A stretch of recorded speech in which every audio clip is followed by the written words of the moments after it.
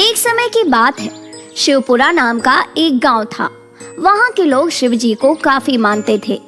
गांव के बीचों बीच एक शिव मंदिर भी था, जहां पर सभी लोग शिव जी की पूजा करने आते थे। मंदिर के बाहर नंदी महाराज विराजमान थे।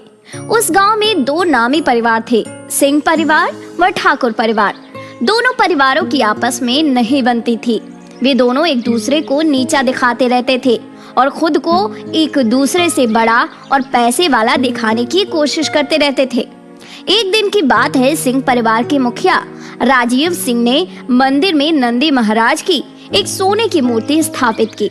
वहां पर गांव के सभी लोग उपस्थित थे व वहां पर ठाकुर परिवार के मुखिया रघुवीर ठाकुर भी उपस्थित थे। अरे देख रहे हो सिंह साहब का ठाट बाट। अरे भाई, मंदिर में सोने की मूर्तियां स्थापित की है, सोने की। हाँ सही बात है भाई। इनके इतना रईस और इनके इतना बड़ा शिव भक्त कौन होगा इस गांव में? ये कोई मूर्ति है इतनी छोटी? अरे सोने की मूर्ति तो मैं बनाऊंगा मेरे नंदी जी की, इससे भी बड़ी। मेरे से बड़ा भक्त शिव जी का कोई नहीं होगा। अगले दिन रघुवीर अपने कहे अनुसार नंदी जी की एक सोने की मूर्ति लेकर आता है, जो कि राजीव की स्थापित की गई मूर्ति से बड़ी थी। रघुवीर पूरे धूम धड़ाके के साथ ढोल बजवाता, शोर मचाता हुआ मूर्ति लेकर आता है और सारे गांव वालों को बुलाता है। गांव वालों, देखो, मैं नंदी जी की सोने की मूर्ति लाया हूँ और मैं ये मूर्ति मंदिर में स्थापित करूंगा, क्योंकि मेरे से बड़ा शिव भक्त पूरे गांव में कोई नहीं है। अरे भाई, ठाकुर जी तो राजीव जी से भी बड़ी नंदी जी की मूर्ति लेकर आए हैं। सही बात बोल रहे हो भाई साहब। पंडित जी, ये मेरी मूर्ति शिव मंदिर में स्थापित कर दीजिए। पर ठाकुर साहब, मंदिर में तो पहले से ही नंदी जी की एक मूर्ति स्थापित है, और कितनी मूर्तियां होंगी? पंडित जी, जिसकी मूर्ति बड़ी है उसी की मूर्ति शिव जी के मंदिर में रखी जाएगी। हाँ, ये भी ठीक है। लाइए रघुवीर जी, इस मूर्ति की स्थापना कर देते हैं। पंडित जी, ये आप सही नहीं कर रहे हैं। मेरी रखी नंदी जी की मूर्ति आप ऐसे नहीं हटा सकते। अरे भैया, अकेले बजरंग बली तुम्हारे थोड़ी ना हैं, हमारे भी हैं।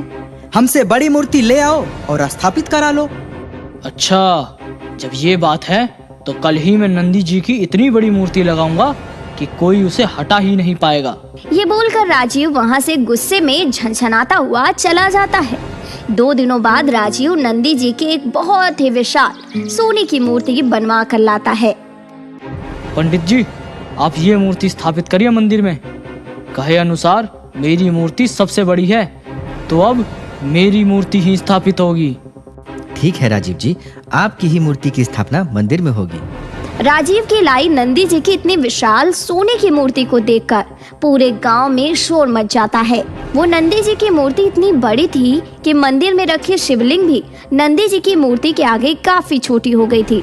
अब राजीव अपनी अकड़ और मूंछों को ताव देकर रघुवीर को जता रहा था कि वही सबसे बड़ा शिव भक्त और गांव का सबसे पैसे वाला आदमी है। उधर रघुवीर का चेहरा उतर जाता है और उसकी मूर्ति को मंदिर से हटा दिया गया था। अगला दिन बीतता है। राजीव शिव जी के मंदिर में अपनी रखी विशाल मूर्ति को देखने के लिए आता है।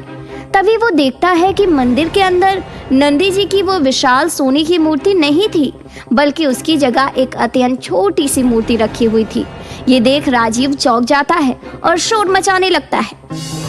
हे भगवान, ये क्या हुआ? मंदिर में से नंदी जी की मूर्ति चोरी हो गई। मेरी रखी विशाल सोने की मूर्ति को किसी ने चुरा लिया।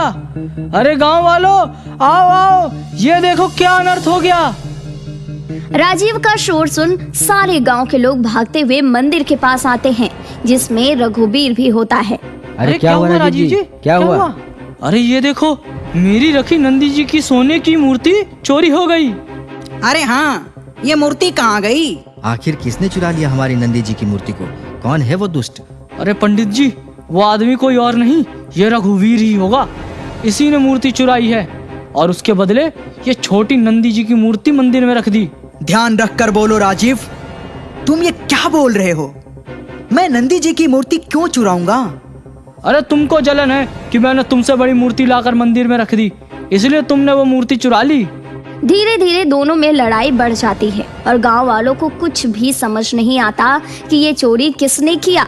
दोनों लड़ते लड़ते एक दूसरे को मारने तक चढ़ जाते हैं। तभी एक साधु बाबा आकर उन दोनों को रोक लेते हैं। रुको, तुम में से किसी ने भी वो मूर्ति नहीं चुराई है, बल्कि वो मूर्ति मंदिर से कहीं गई ही नहीं है। वो मूर्ति मंदिर में ही है। क्या? ये आप क्या बोल रहे हैं बाबा? इतनी बड़ी मूर्ति मंदिर में कहाँ खो सकती है? जब चोरी नहीं हुई तो मूर्ति कहाँ गई? अरे ये सब मेरे शिव की माया है। तुम जैसे मनुष्य इसे नहीं समझ पाओगे। मतलब? वह छोटी सी मूर्ति देख रहे हो नंदी जी की? हाँ। वही है तुम्हारी स्थापित मूर्ति। क्या? वो कैसे हो सकती है मेरी मूर्ति? मेरी मूर्ति तो बहुत बड़ी और विशाल थी। ये तो एक छोटी सी मूर्ति है बाबा। तुम में से कोई शिव जी का सच्चा भक्त नहीं है। तुम दोनों सिर्फ दिखावा करते हो। अगर तुम शिव जी के भक्त होते तो तुम इस लीला को समझ जाते। ये वही तुम्हारी बड़ी मूर्ति है। इसका आकार नंदी जी ने खुद छोटा कर लिया है। नंदी जी ने मूर्ति का आकार छोटा कर लिया? पर क्यों? अरे मूर्खो, तुम अपने घमंड में आकर इतनी विशाल मूर्ति ले आए जो शिवजी से भी ऊंची थी। तुम्हारे पास तो अकल ही नहीं है। लेकिन मेरे नंदी महाराज अपने प्रभु के आगे विशाल और बड़े नहीं होते। वो तो प्रभु शिव के चरणों में ही रहते हैं, इसलिए वो अपना आकार छोटा कर अपने स्थान पर बैठे हैं, जो कि शिव जी के चरण हैं।